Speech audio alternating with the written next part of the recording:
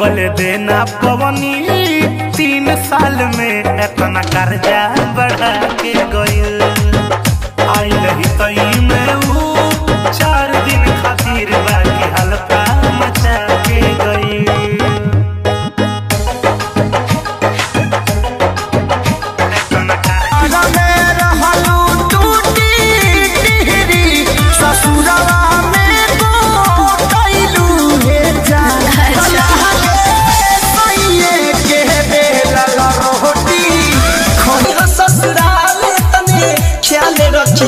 सैया से बचा के बाया गाले रखी हो ये जानम सैया से बचा के बाया गाले रखी हो